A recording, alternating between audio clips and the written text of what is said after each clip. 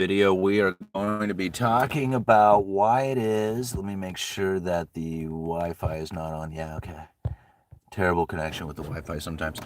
We're going to be talking about why it is that the American dream is a nightmare to achieve and that it's pretty much become hopeless for a lot of people.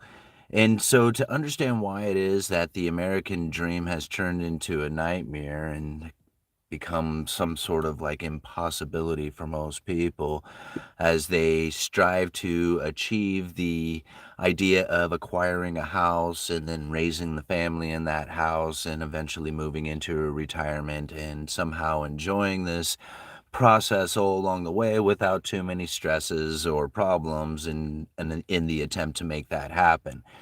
But yet this achievement of the American dream is almost impossible. Like, most people look out there at the idea of the American dream and laugh at it, and they say, yeah, they call it a dream because you would have to be asleep to believe it.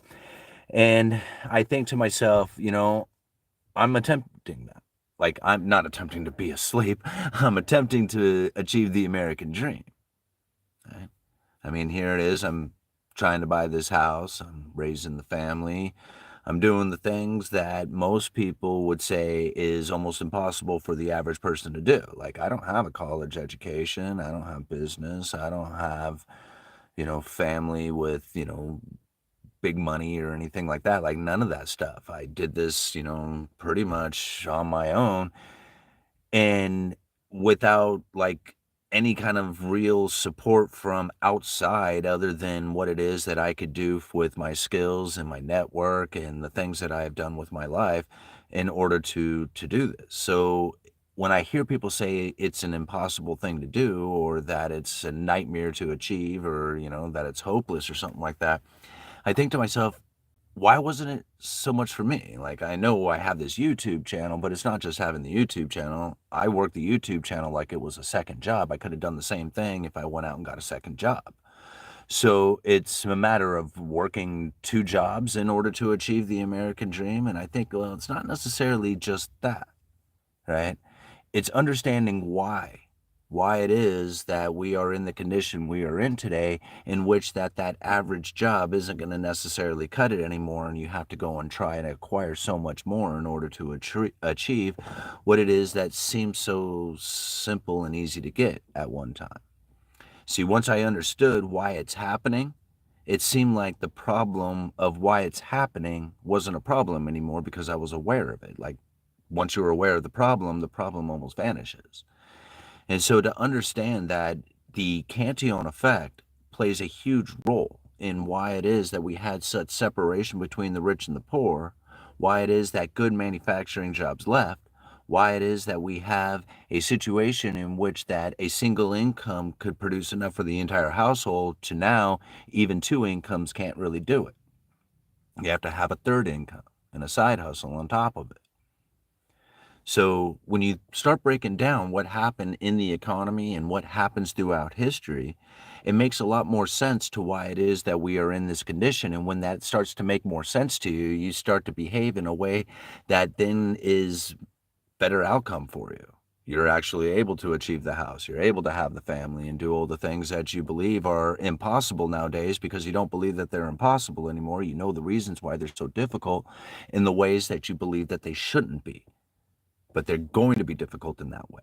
So you have to change the way it is that you are dealing with this situation. It's not the same anymore. You can't just have a good manufacturing job and expect it to be enough.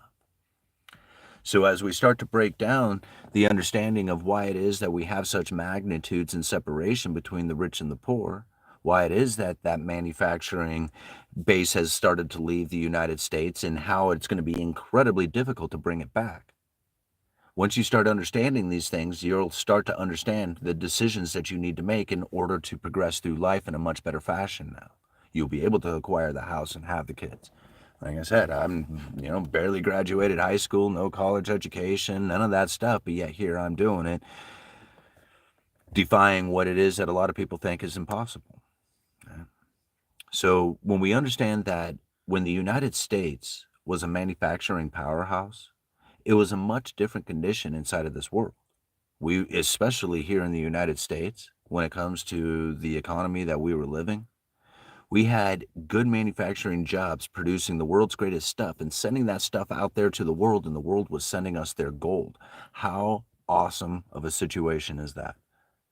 Right? When you have all this gold and you're able to circulate it around within the economy, and people are able to have good manufacturing jobs producing good stuff, selling that good stuff to not only each other, but everybody else around the world, and then having this gold to use.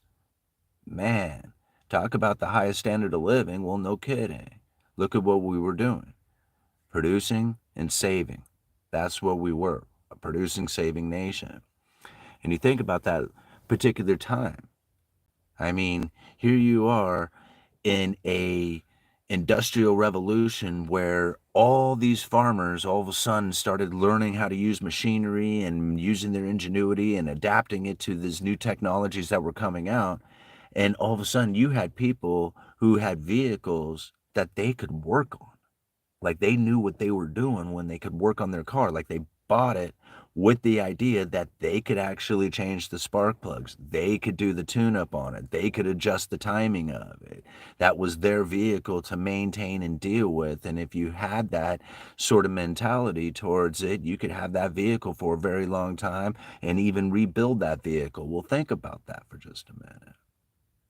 There's an individual out there back in the day, back in the 50s and 60s, who could piece together a car.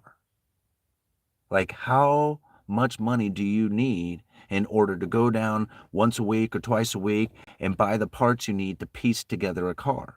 You could piece it together and then have your wheels. You didn't have to go buy a brand new car. You could go get one that's been wrecked and rebuild it, or one that's, had some kind of mechanical damage and rebuild it.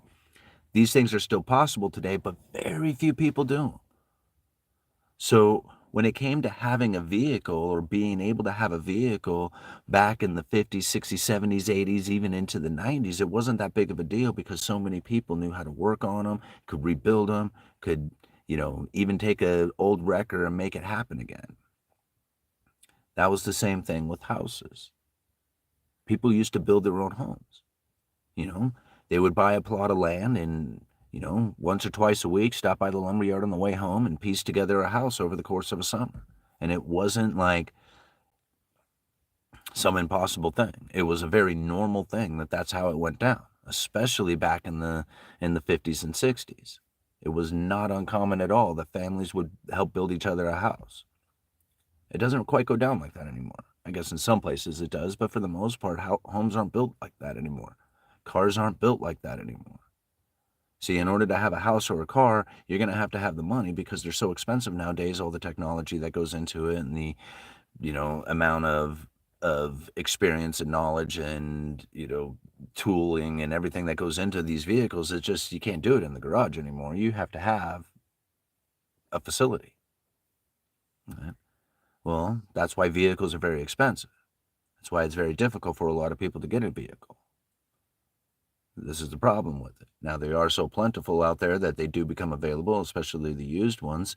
And that's really the ultimate thing that needs to take place in order for the poor to be able to have a vehicle, because they can't go out and build one themselves, right? Not like they used to.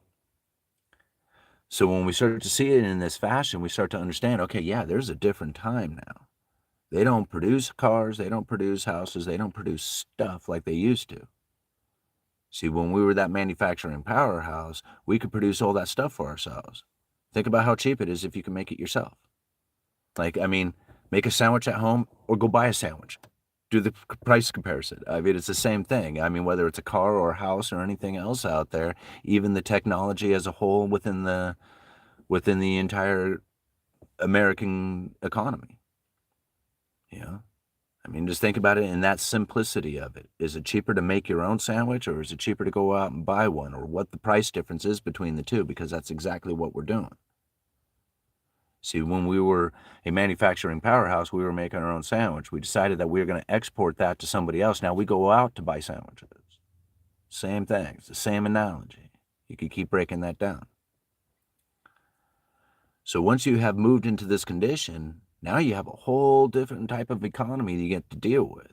It's not one where you can just be a manufacturer and think, okay, well, if I focus and go to my job every day and I'm disciplined and I save a certain percentage, I'll be able to eventually have the down payment for a house, and you can just go through this systematic way of going about it. It doesn't work like that anymore. You can't do it. Besides, right? You're not going to be able to build a house, or you're not going to be able to compete against everybody else who's doing the exact same thing. You have to step it up to another level because this is the condition that we're now in. So look at it in this fashion, right? If you want to be able to acquire the things that was once the idea of American dream, well, then now you have to step out of what it was that it was and into what it is, right? Because what it is today is we don't have a manufacturing powerhouse. What we do is we go into debt and we consume. This is very dangerous for the individual when you think about if you went into massive debt and started consuming. I mean, it's the same thing for the government. I know a lot of people might argue with it, but ultimately the economic effects that is happening are still the same. So now you think about this. If you were a manufacturing powerhouse in the individual person, you were producing a lot of stuff out there and you were making it happen and you were getting a good income in. Say you had a business that you could make $100,000 a month, right? You're killing it. You're doing really, really well. And you start living the lifestyle of $100,000 a month because you did it for an entire year. You got the nicest car, you got the nicest house, you got the nicest vacation, you eat the nicest ribeyes. Yeah. And then all of a sudden, you lose your $100,000 a month business, and now you are making $4,000 a month because you had to take a job down at the local lumberyard, right? And although you're really smart at your business and everything that was going on, and maybe some unfortunate circumstances with tariffs denied you the ability to get the foreign production that was then keeping your business sustained, you lost that. Let's say, for example, hypothetical speaking, and now you're taking a job where you're making $50,000 a year instead of $1 million. Do you know the devastating lifestyle change that would be? It would be absolutely insane. Person would lose their mind. They would lose their car, their house, they would never take another vacation again, not like the ones that they had experienced. It would all be gone. Right? How painful of an experience would that be? It'd be incredibly painful. You lose your mind, right? Even though $50,000 a year is what the average person is actually living on, right? So that's kind of scary in itself to think about.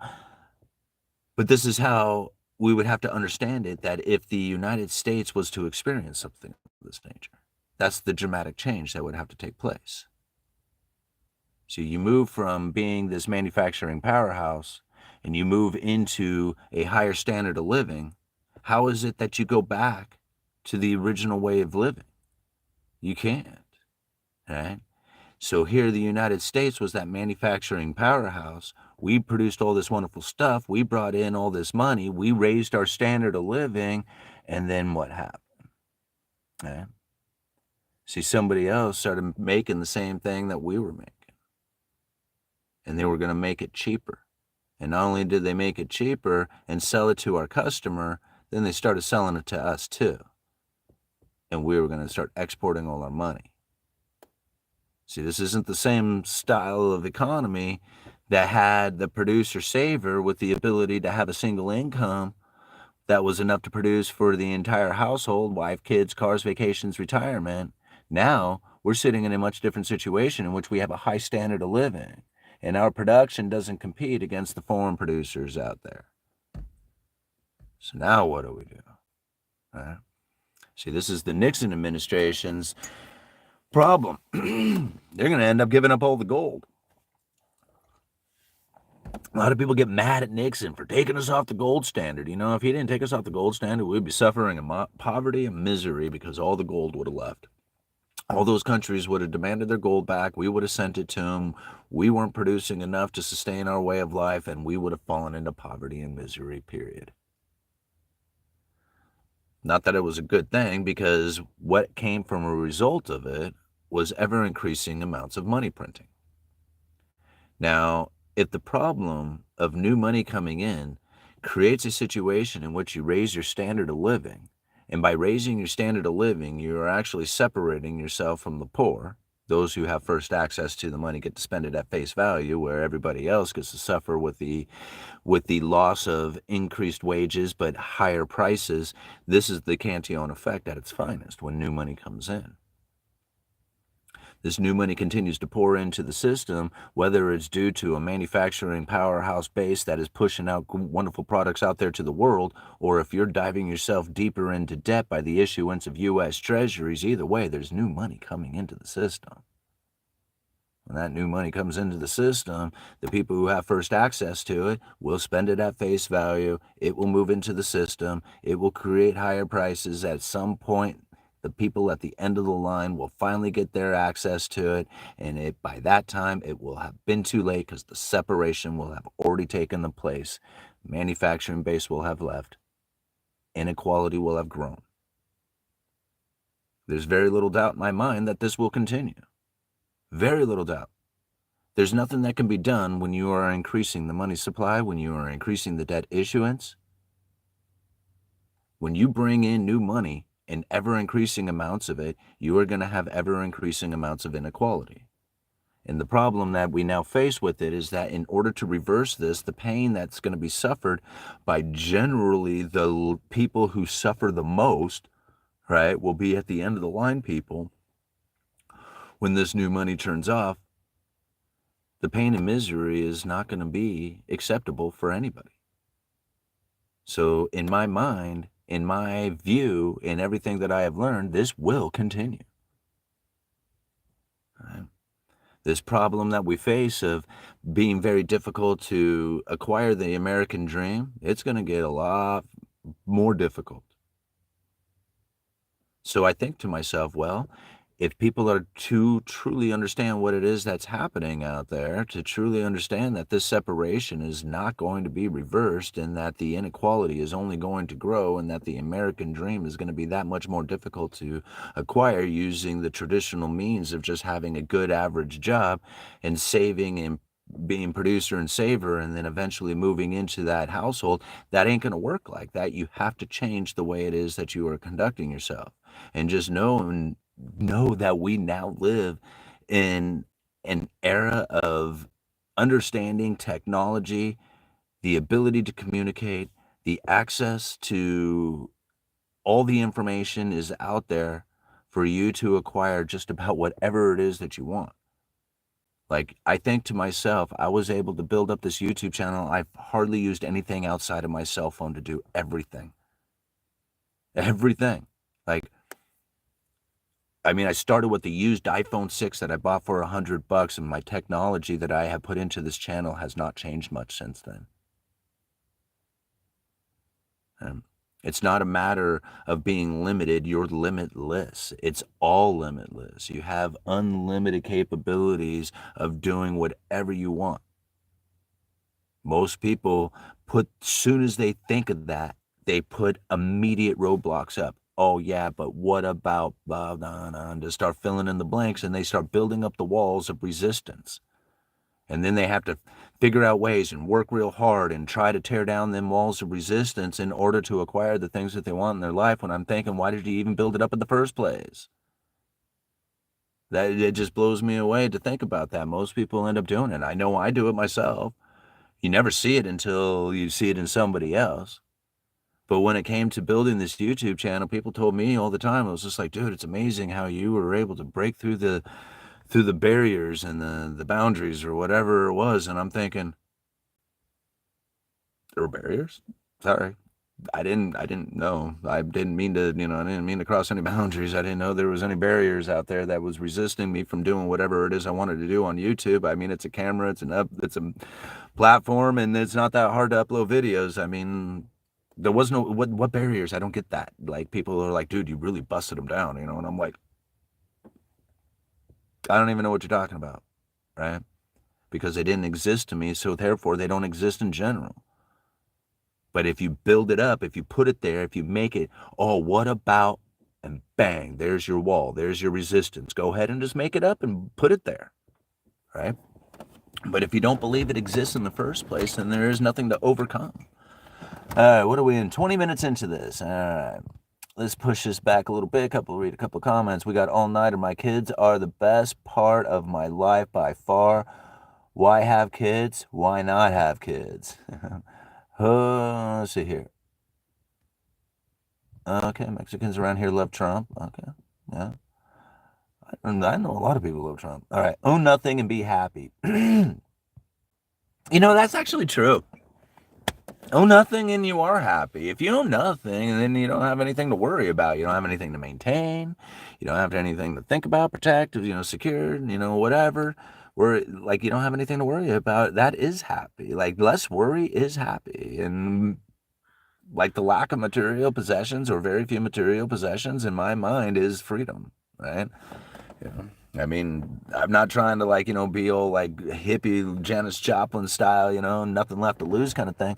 But it's the truth of the matter. If you ain't stressed about it, then that's like happy, All right, most homeless in my area are white. Well, I mean, I'd say that too, but I happen to live in that kind of community up here. I work full time to pay it all and save for crumbs. Yeah. That's sad existence, not owning anything purely for not worrying sake. Well, Gabe, that's the meaning that you have given it. You think that's a sad existence. I find it very relieving and happy. I mean, you like your material possessions. I can care less. Like, I literally can care less. Like, people are like, dude, isn't this cool? I'll be like, yeah, dude, that's so awesome. Here you go. Like, I mean, whatever. So, like, to me, I don't need material possessions. I just don't care. I could go out and get anything I want. So, I mean, it was just like having that ability is way better than having stuff. Like, just having the capability of just saying, I could go down and get whatever firearm I want. Right. So if I was into firearms, I could do that. I could go and travel to any place I wanted to go to. I could essentially, I could sign the deal. I can go buy any car I want. I guess I could probably, within reason, go just about buy any car I want. Right. So I already have everything I want. Like, I don't think about it. I don't think about material possessions being something that I want. Like, I can't wait to get this new thing. Clothes. I kind of think about clothes. Clothes are kind of nice. I like wearing stylish clothes, and I'm not really good at picking out style. So that's kind of like, something I'd try to get into. And if I was to buy anything, that would probably be it. I enjoy experiences, right? So, going and checking things out and going to museums and, traveling around, that kind of thing. That's what I really enjoy. So spending money on that kind of thing is really good for me. Food. I like good food. Like, ribeyes. Good ribeyes.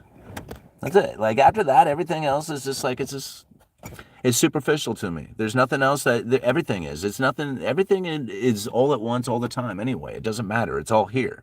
Everything just flows in abundance. So I don't think about needing to have it in my possession. It's always there if I need it. All right, was there a super chat somewhere? Let me go find that thing.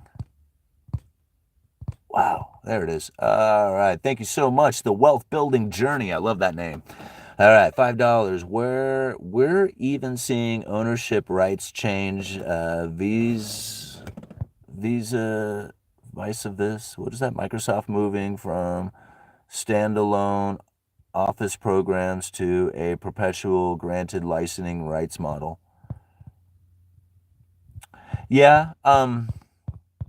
Yeah, I think everything is eventually going to end up kind of in this like sharing, renting, constantly paying. It's almost like it's sort of like a slavery kind of thing happening, like a modern day digital technological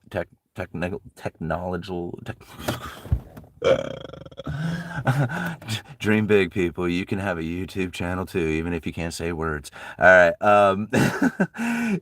So in the way that we have our lives set up today with like all the technology and stuff that we use, it seems to me that it's going to be like a constant paying system. Like, even driving down the road, I could see at some point where you don't like depending on how you're driving at the moment, will determine how much insurance you're going to be paying. Can you imagine that? Like if you're doing like 100 miles an hour down the road, your insurance goes way up. But if you're way over in the slow lane doing like the speed limit and people are passing you, whatever, your insurance goes way down. Right? Can you imagine? Like that's the kind of environment that I see happening. And then that sort of thing on a grand scale.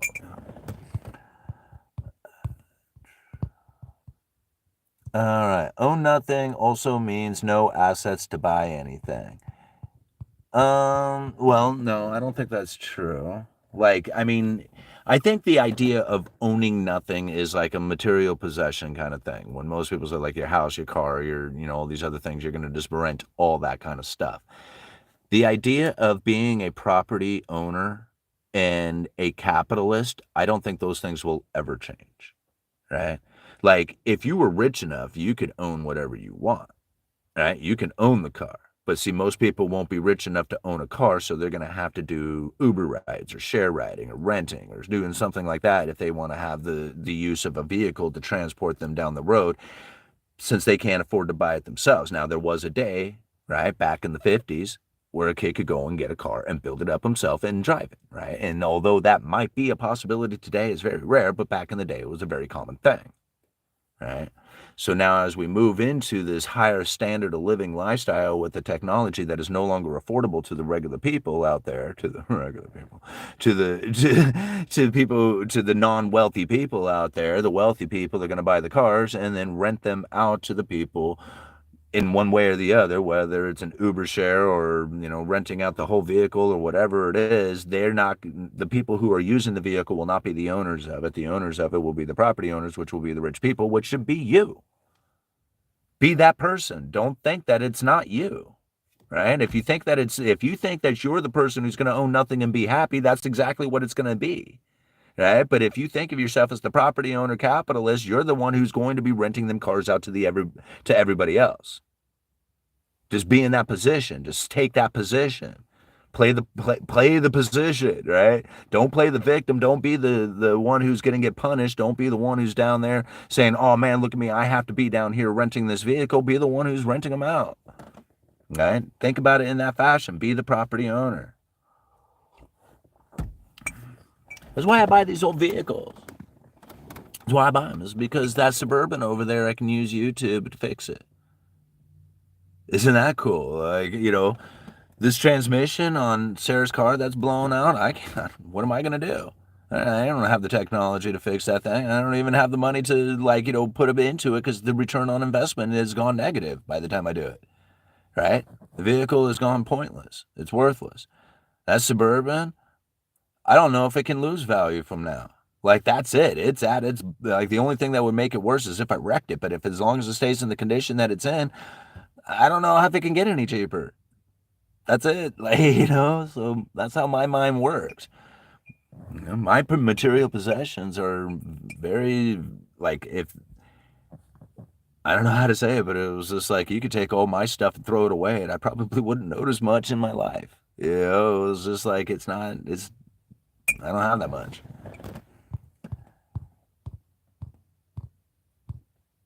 Okay.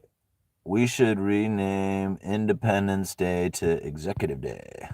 One goal of my channel is to help people learn to build their own home, even just general contracting yourself, and no labor can save 20% on the cost. Yeah. Matt, Uneducated Economist, the value of your car might double if you fill it up with gas.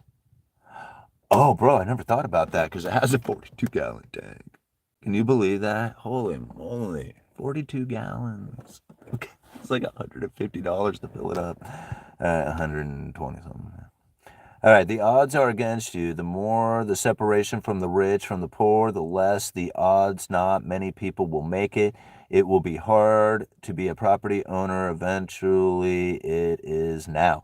All right, M. Ryder 777, absolutely agree. That's why you can't take that mindset and you have to immediately start moving into the capitalistic property owner mindset and stick to that, because you can definitely move yourself to the other side of the wedge.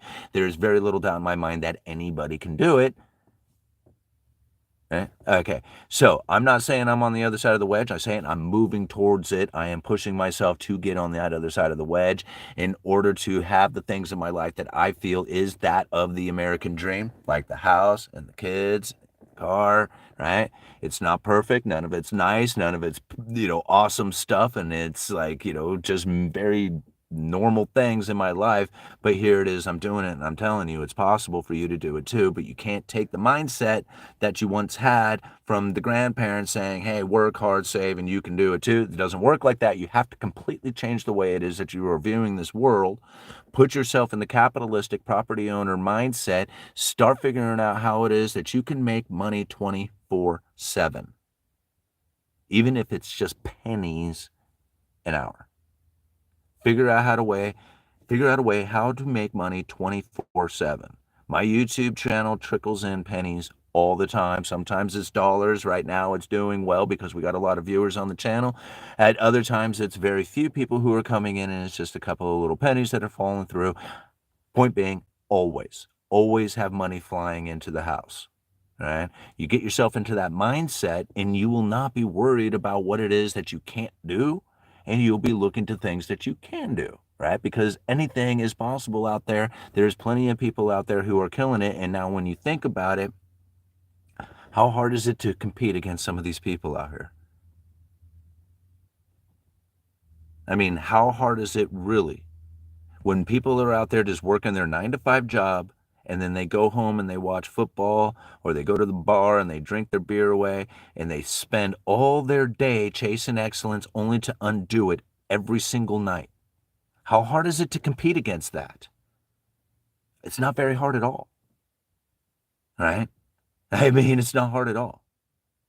And so when you're thinking you're competing against that, if you're going to do that, you're going to have hard competition, man, because there's so many people out there going to the bar every night. So if you're going to go to the bar every night, you got a lot of competition, man.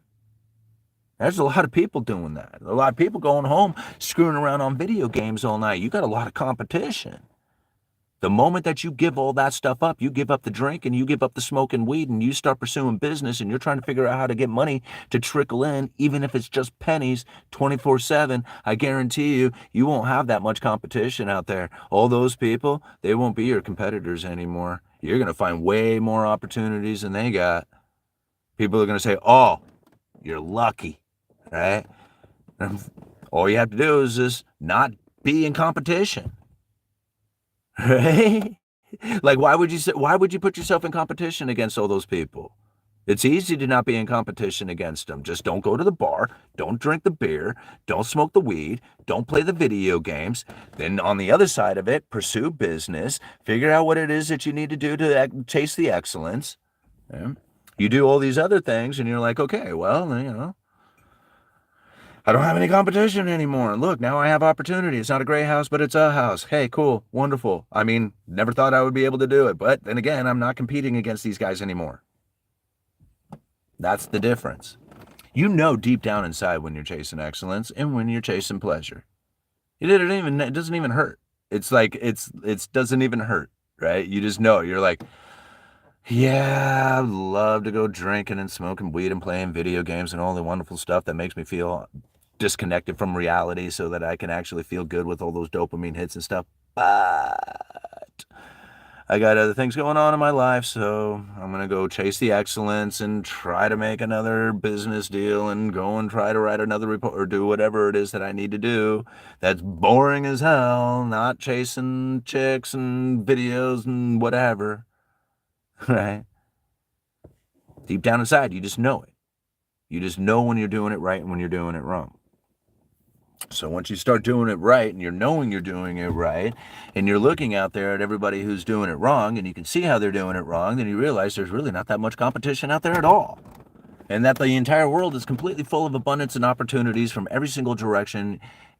And it's like, it's easy. Okay? You just make it easy. Remember, there is no barriers. People said, you tore down the barriers for your YouTube channel. I'm thinking,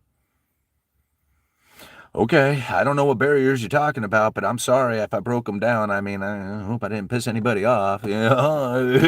Actually, I don't care if I did because I didn't even realize what I was doing. So,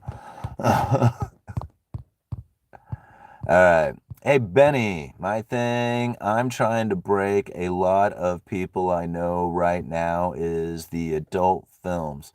It's hitting a lot of people hard, literally and figuratively. People just can't stop, and it'll be hours of viewing. Oh, Benny, there's probably, if there was any advice that I would give to a young man right now, it would be to turn that stuff right off, completely turn that stuff off. It is taking everything that you could ever possibly use to propel yourself and advance yourself into this world. If you are stuck on those videos, you are just literally wiping it right away. Anyway, you're removing it from your existence. And that is one of the saddest things to think about because of how easy it is for people who have access to that sort of content and how damaging it is mentally. Like, it's already damaging just watching a lot of the videos and, the reels and stuff when they spin it around. But when you combine it with this sort of, like, I don't know, like, grasp of attention and deterioration of the mind and this, like, superficial understanding of what it is that makes a connection between people and stuff, it just warps the nugget to, you know, I don't even know how to describe it. It just puts it into a point that it's just like it wipes out all your ambition. It wipes out all the artistic value, that the creative value that comes from your natural being. Everything is just removed. Yeah. And I think it just gives people like this kind of this false belief of what that is, of like, this connection between people of what that's supposed to be like. And they see this thing that has constantly been pushed, the almost like the novelty of it, right? And then push the experience of it to grasp like this higher entertainment value of this shock and awe event or something, and it's just like it just completely just destroys it. It makes it worthless. Yeah.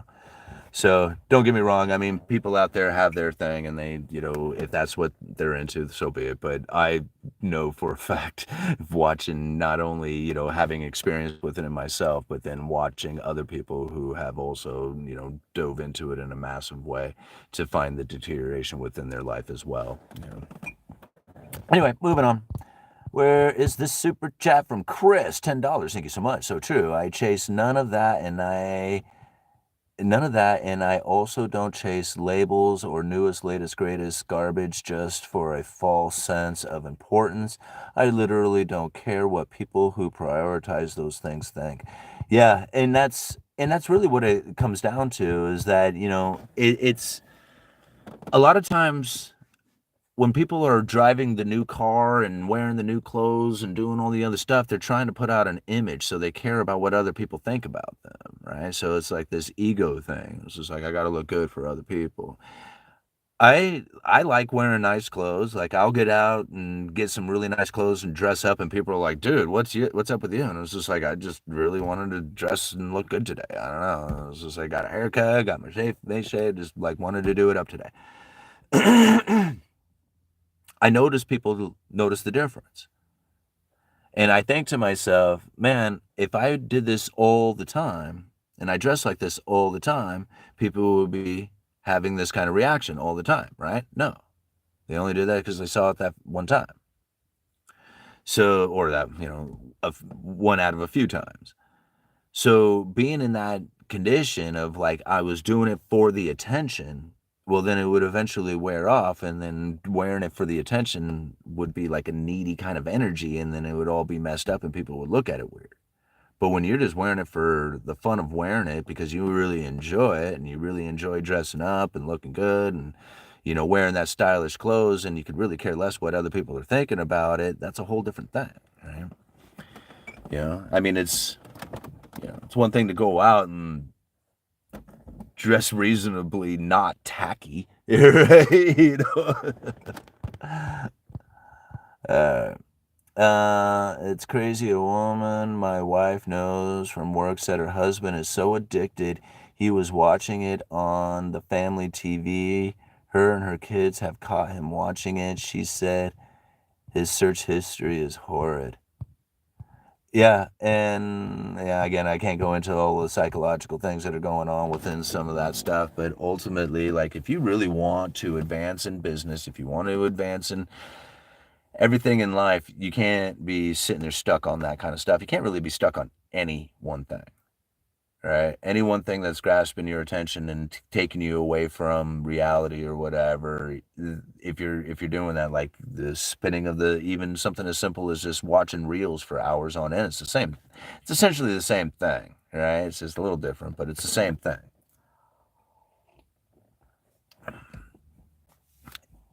And it's because what's happened is that it's the dopamine hit that they're really addicted to, right? And it's in their once it's in them and it goes on for a while. And so you can really just kind of relate it down to those reels, right? Every time you do another reel, it's like, well, this video. Oh, hey, check out this one. This one's good. All right. Every time you do one of those, that's another dopamine hit, right? And so you boom, boom, boom, boom, all day for hours, right? And this is a good one. Oh, this is funny. Right? And it was just like, my phone died. Oh, God. I feel so bored. Just like everything around here is just so lame. Sucks. Wish it was something to do. That's what happens, right? It's because of that dopamine that you've been addicted to. All of a sudden, it's gone, and you can't take it anymore, and you're crashing. It just sucks. And even the most mundane task, like getting up and doing the dishes, is like this almost impossible thing to do, right? And it's just like, oh God, how come it's just like the dishes, right? And this is what ends up happening to people when they do that all the time. And so what you have to learn is that there's dopamine hits that can be found in all kinds of other things. And if you find it in chasing pleasure, right, then you're going to find the deterioration in life, much like chasing the porn or chasing the reels or chasing anything else out there that doesn't give you any kind of real return in value. Then people find themselves working on a project, say going out and gardening, right? And although it's this really lame task of out there gardening and you're digging in the dirt and doing all this other stuff, and it's not nearly as funny and, exciting as watching stuff on the on the phone, but you start getting a good sense of feeling out of the production that you have done within it, the building of this project, the planting of the seeds, the watching of it grow, and then pretty soon the moving into the chasing of excellence is where you're starting to find your dopamine hits from. Like for me, for example, even coming out here before I came out there and did this video, I was feeling bored. I was, again, this morning, I was doing that exact thing. Like we were messing around Facebook, checking the things, looking at all my stuff and laughing, watching TV. And I started feeling bored, right, from all this stuff. And I'm thinking, man, I need to go out there and I need to chase some excellence. I need to go out and make a video. What am I going to make the video about? Well, and then I started thinking that, and I came out here, and now here we go. Almost an hour has passed. It feels like it's just been a couple of minutes. I'm very excited and lit up. I'm really enjoying this. This is how I am, like, feeling like I'm at my, like, element in my high for the day. This is it, man. And so by chasing this sort of excellence, I feel rewarded. I feel like, I'm giving something to the world. The world is using it. I'm getting it back. 412 people watching. This is awesome. $17 in super chats because you guys are all so supportive of the channel. 130 likes. I actually like building cabinets. Yeah, building cabinets is fun. All right. If you want a good-looking clothes thrift store in Rich City, boom, $4 for $120 trousers because they didn't fit. Yeah. People aren't allowed to post what the real problem is. It will instantly hide it. If they let you talk, you're not saying anything. Marco. I think so. People are watching it. They have to be hours. They're watching it like it's a movie, but it's the same movie with the different faces over and over. It can't be good. Can't be good. Can't be good. All right. These comments feeds tempt me to say negative stuff. Anyway, have a good one. Let's see here. Benny, the worst thing someone can do is get into a whacking off watching the films, doping and coking inappropriately with no plan. Have your addiction, but constructive about it. Yeah, Benny, I know you kind of like I like your jokes and stuff like that about it, but ultimately, no, it just comes down to those two things, right? It's just one way or the other. Either you're chasing pleasure, you know when you're doing it, or you're chasing excellence and you know when you're doing that, right? And if you just move yourself over to the excellence category, and it isn't necessarily chasing money, right? It isn't necessarily like sometimes chasing money is a pleasure is like the pleasurable thing that's actually damaging, right? So you have to remember is just like being in the condition of chasing excellence is something that is more of a feeling inside, right? When you're doing that, you know when you're doing it right, and you know when you're doing it wrong. When you move into the right side category when you're doing it right, then you know that you're gonna, and it's like sometimes maybe it's just volunteering, right? uh,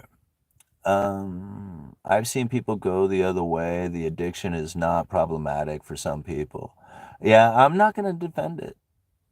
I see people being adults in the chat. Thanks, you guys. Yeah. All right, my porn is crypto market coverage. How can I book you for speaking at Mindset Conference? Oh, hey, Jeremy. That's a great question. I love it. Just give me an email. Send an email to the uneducatedeconomist at gmail.com and we'll set up a phone call or something like that and talk about it. I love to. I love to do a speaking. I would love to do like motivational speaking. I think that would be a lot of fun to try and do. I think I've like gotten kind of a knack for a lot of this stuff, especially when it comes to just the experience with the YouTube channel. So, it's not the action. It's about not having discipline.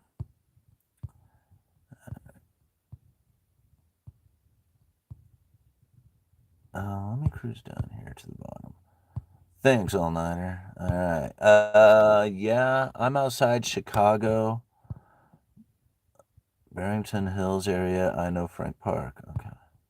People just need to not be poor. It's not hard. We're cracking 30K a year, no big deal. Well, I mean, it's not a matter of just not being poor, right? I mean, yeah, that's an easy thing to say. It's just like, hey, just don't be poor. All right. I mean, just not be poor, right? I mean, I pretty much spent most of my life being poor, not realizing that it's kind of just a mindset difference. I mean, there's a lot of action that's involved with it, but that's part of the mindset difference. So when most people are poor, or at least feeling poor, or thinking that they are poor, they usually have done things in their life that have confirmed that, have positioned themselves for it, and because that's what they think and believe, their ego will prove them right. It's literally a mindset difference. Once you don't see it as being poor, once you see that money is just everywhere, it's always in abundance, and it's just a matter of whether or not you are in a position of acquiring it. Like literally, like you have to position yourself for it to flow past you. Like somebody say, "Man, I really want to surf," and it was just like, "Okay, so are you going to go down to the beach?" And it was just like, "Well, yeah, I really don't want to go across the sand though." And it was just like, but you gotta be in the position to surf. You gotta cross the sand, right? I mean, it was just like, yeah, I don't like the way this sticks to my feet. I just want to be in the water. Like it doesn't quite work like that. You kind of have to, get out there. All right. So understanding like you have to be in a position in order to have money flow to you, right? Like for most people, it's pretty easy to understand that if you show up at work and you do your job some people don't even do their job, but you just have to show up at work. Then you have put yourself in a position for money to flow towards you. Well, that seems pretty easy, right? So once you think about it, okay, well, if I could be in a position to have money flow to me at work because they're paying me, to be there, how else can I get money to flow towards me? What is it that I need to do in order to acquire a position in which that maybe I don't have to physically be there, but maybe I can figure out a program that will then position me for having money to flow towards me, like selling a course or a book, or doing something of selling something online, or I don't know, right? There's a million things out there that people could do. But once you start thinking in that mindset, it was just like, I need to position myself to have money actually flow towards me. I can't just sit there and imagine money flowing towards me, right? Because that does work, but then you have to take action within your life. So it's just like, I think, okay, I want to be in a position that has money flowing towards me. That's all I'm thinking about. Well, I show up for my job. I got my YouTube channel, I got my side hustle. I got these affiliate programs. I got these other things that I've been building up. The next thing I want to think about is possibly selling an ebook or course. And then just like, these are the ways that you think about and have the money flowing towards you one way or the other. Because, you can just sit there out there in the sun on the beach thinking, okay, well, I really want to surf, but I don't want to cross the sand. So I'm just going to think about surfing without crossing the sand. And it's just like, it's not going to work like that. It's all about advancement and moving forward towards it, not limiting yourself on how it is it's going to happen. Like, I don't even think about how much money I'm going to try and make in a month. Like, I don't think about like how much money I'm going to make at my job, or how much money I'm going to make on YouTube, how much money I don't think about how much it's going to be. All I know is that I'm going to go out there and attempt to make money. And then whatever shows up, shows up. And I know that it's going to be enough, right? Sometimes it's more, sometimes it's less, but I don't think about like, a limited amount that comes in. All I think is like, it's either gonna, it's just gonna be some, it's gonna be money coming in. That's it. That's all I think about. People are like, don't you budget? And I'm like, no, I keep my bills incredibly low.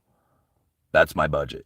Right? It was like, don't take on any more debts, don't take on any more expenses, keep it as incredibly low as possible, and then save everything at the end of it. Hey Simon, we are scheduled today at 12 to speak over the phone, right? We are? No. I haven't had scheduled a phone call in I don't know how long. Simon, you can think that as a solo act. If you have employees, don't think like that. Well, Stephen, I almost disagree, right? I think in my mind that if I had employees, right, which I don't know what it is that I would be doing in which that I would position myself for that. But if I had that, then I would hope that the employees themselves would also be limitless in their mindset, right? See, like, I don't think about how much I've made my boss at work. All I know is that I'm going to make him as much as I can. Like, I don't check, like, I mean, I can see the numbers if I wanted to, but I don't go and like, oh, I made him this much money. It's like, I don't do that. All right.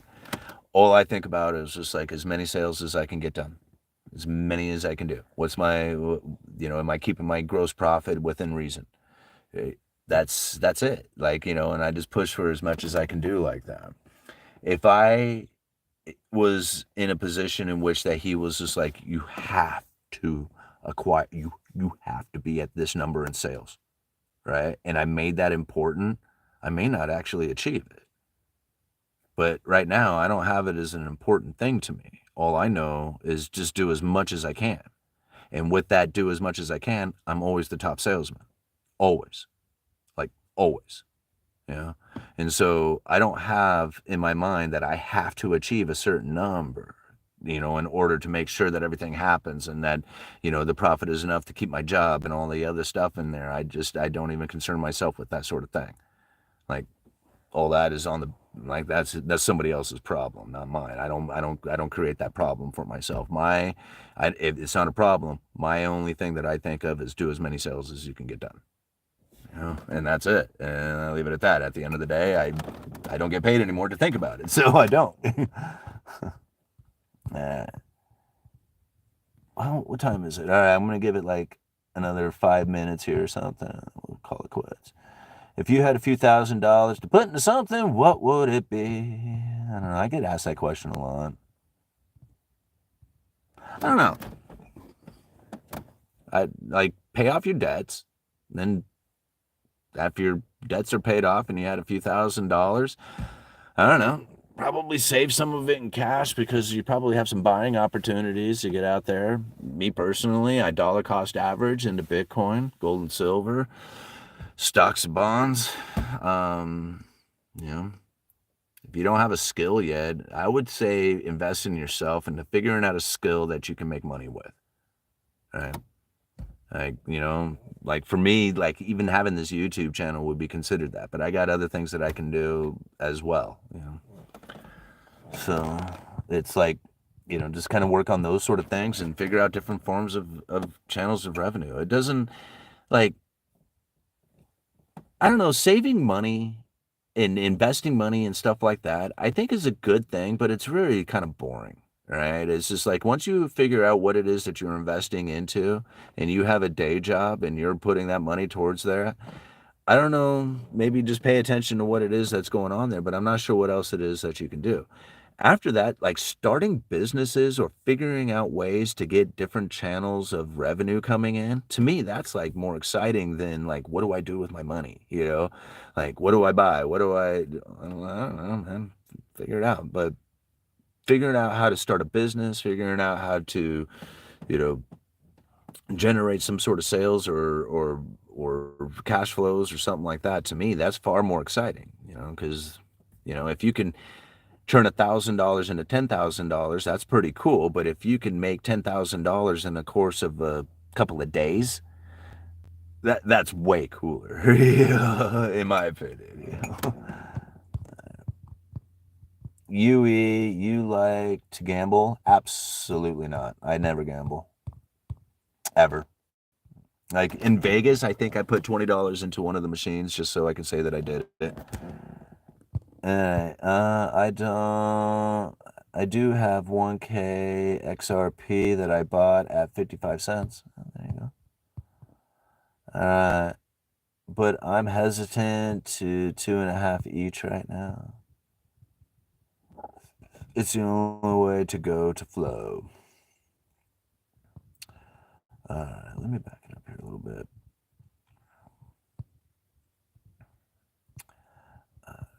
We already read that one.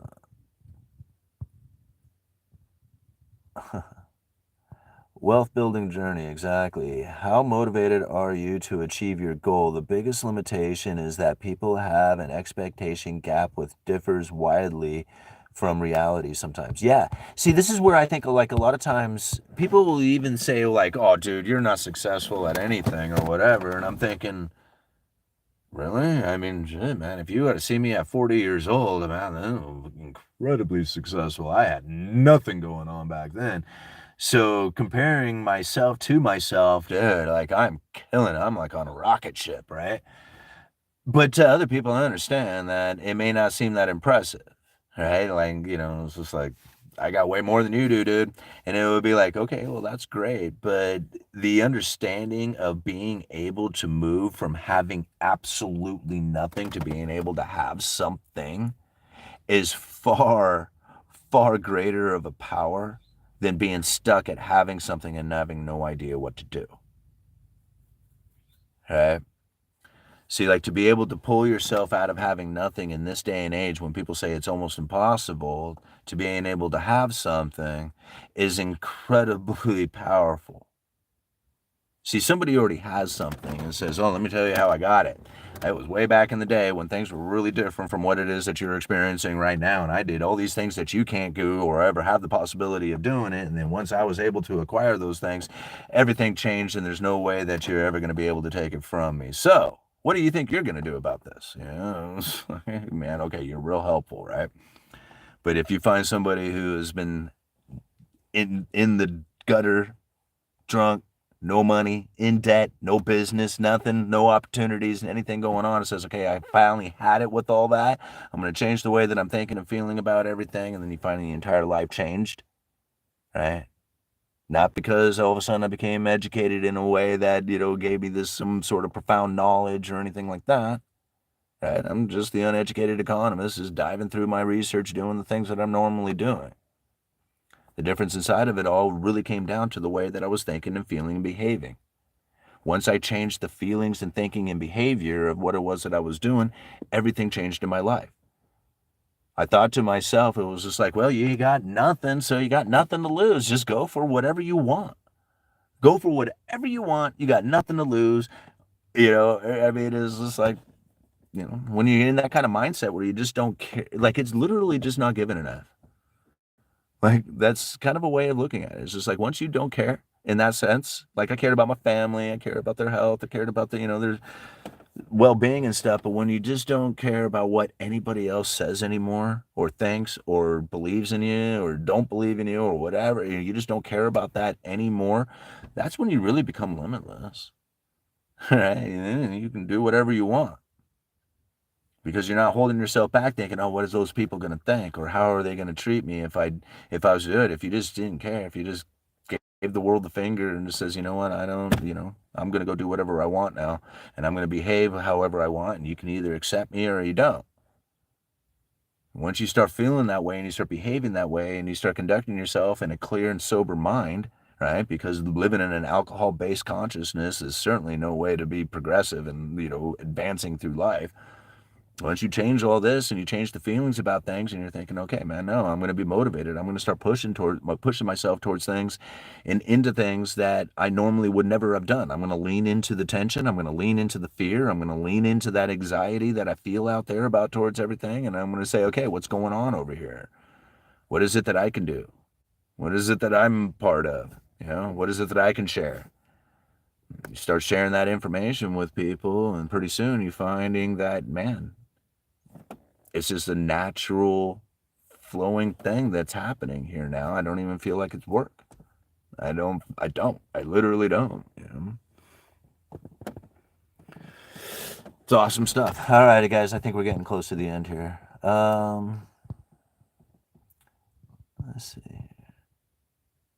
Pretty girls are expensive. Code for bath salts. Well, if you believe it. Stay-at-home moms for profit, bro. Return on investment. Huh. Sounds like you're a little angry. All right.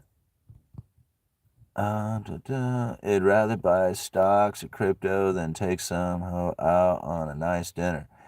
Hey. Wow. You guys, I don't get it, man. Here's the thing, like most of the women nowadays are experiencing a lack of masculinity. They're experiencing a lack of masculine men out there. Even, I'm not saying anything about you personally, bro, but just the idea of calling some hoe out there taken out to dinner or something like that, that says more about you and the way that you are feeling and the level of vibration and awareness that you're having about that. It really does say more about you, right? And so understanding that you are getting a direct reflection of what it is that you are thinking and feeling, even when it comes to the experiences you're having with other people. Everybody is a teacher in your life. I don't know if you know that. Every experience you've ever had with every single person, no matter how you felt about it, was a teaching lesson that was meant to happen. It was a lesson that you need to learn, and you will learn it. You will be given that lesson over and over again until it is learned. And you have to understand that the lesson is being given to you because it's a reflection of the inside. It's a direct reflection of what it is that you are thinking and feeling. People are a direct reflection of that. Every single person that I interact with is a direct reflection of what it is that I am thinking and feeling on the inside. All right. Every time that somebody offers me a speaking engagement, it's because of what it is that I am thinking and feeling on the inside as being the speaker, right? Being on stage, being the economist. That's how I feel. That's what I think about. That's how other people look at me, right? So this is how I end up seeing the world, and the world sees me is because it's a direct reflection of what it is that I'm thinking and feeling on the inside. So when the moment that you say it, right, and you say, I wouldn't want to see all this stuff that I see with all these people who and how they treat me, that is inside here, bro. That is a direct reflection of what it is that you are thinking and feeling. Right? You change that, and I guarantee you, you will not be experiencing that with those people anymore. That will all go away. And I know that's difficult to accept, and I know that sounds, I don't know how that sounds to you, but I know it's difficult for a lot of people to accept, but that's the truth of the matter. See, I was recognizing this within myself.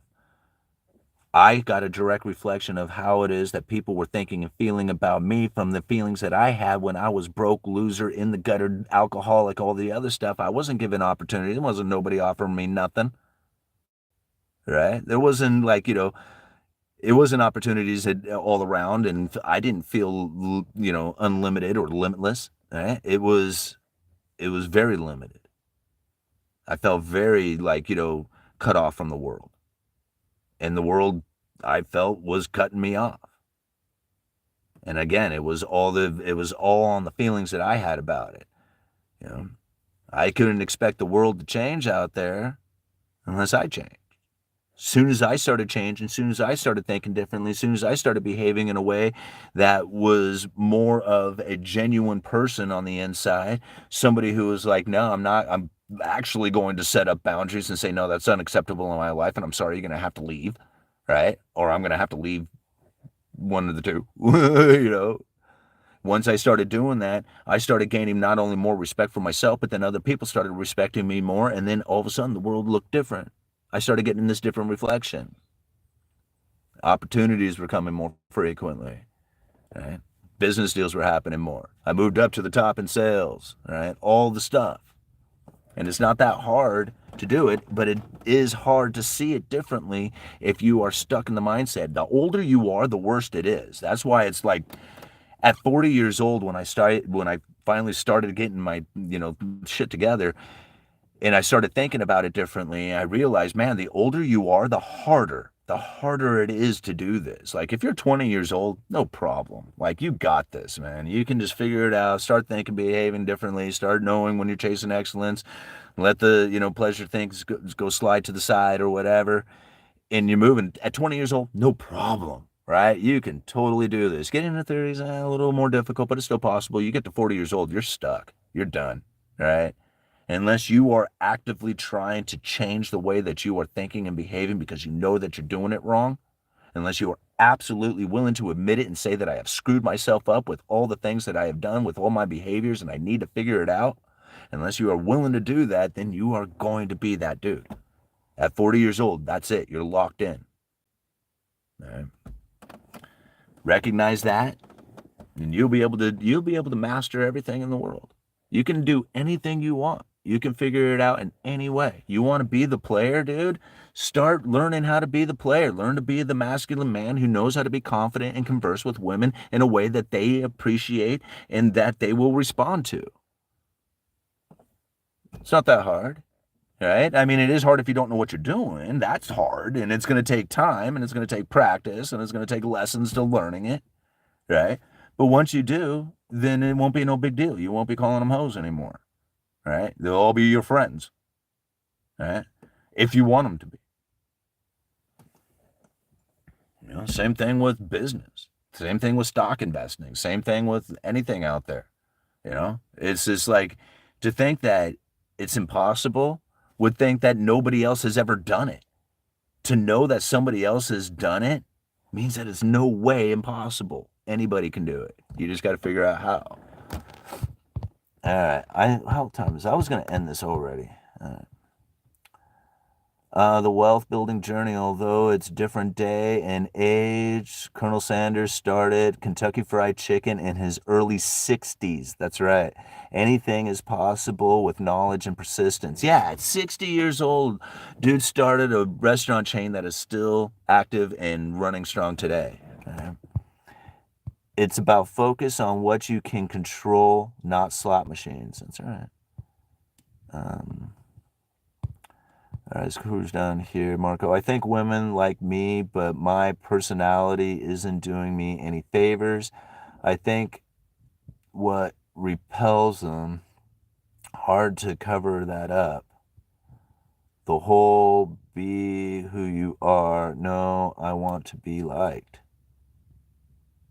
All right, Marco, I don't know how to quite say this, but when you are being your genuine self, right? For the most part, men have a hard time being their genuine self because they want to get laid, right?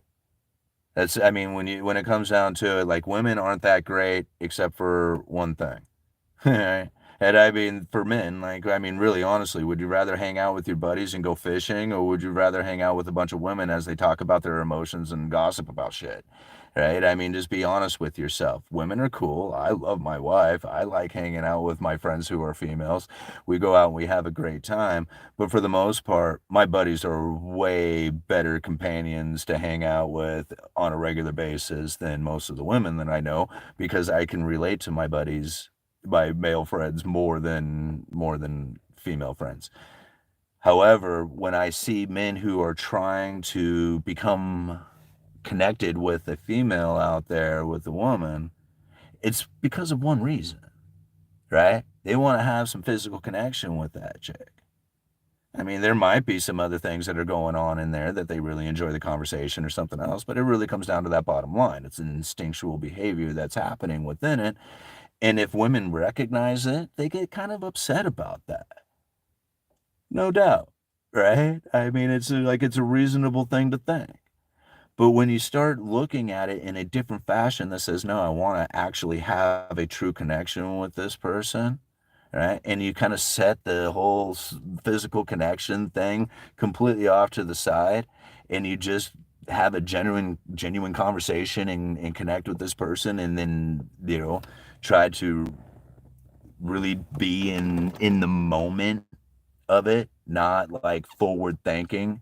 Just say, hey, we're hanging out here, enjoying this coffee, joking around about, stories from childhood, laughing about all that other stuff, just being in that moment. That's where the connection is made. That's what, and then if you actually show masculine traits where you're confident, and you treat people around you with respect and they treat you with respect and you have some sort of social status, it's not like women find like it's not hard to have women attracted to you.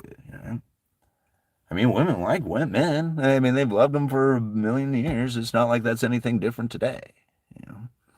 But they're so bombarded nowadays with men who are horny, who are texting them and hitting them up every single minute of every single day with the most foolish of things to say. They get pretty tired of it and they build up a lot of defenses. And this day and age, when they have it happening so much, they definitely have a wall built up. But that wall deteriorates almost immediately if you're being genuine, right? They don't need to be defensive against something you're genuinely being. I mean, if you're just going with it. So, I mean, but you also, have to understand that it's just like, the lack of masculinity within this world, the lack of masculine men or men who are, not really wanting to do it. Yeah, Mama. Are you gonna be done soon? Yeah, I'm done. Okay. I need the truck. Yeah. Okay. No, I do. Okay. Okay. All right. I'm gonna end it. All right. Love you. She don't like driving the S10 around. Alrighty, guys. Women today don't want men. That's not true. Women like genuine men doesn't exist. No. Men, I think that's wrong. Men being genuine, right? Not saying, hey, I'm going to put on a front or an act. I think that that's what they appreciate. Now, if you're putting on a front or an act that says, hey, look at me, I'm a tough dude, I'm a masculine man, I can walk around and be all strong and all that other stuff, and that's not truly who you are, they're going to recognize that. Right? They're going to recognize it within that. Most people do not feel the confidence within themselves, and they put on a show. The moment that that happens, that's what is most unattractive and loses its appeal. All right, guys, we're heading out. Mama, don't play that. No, we're ready to go to town. So I will see you guys in the next one, Uneducated Economist. You guys let me know.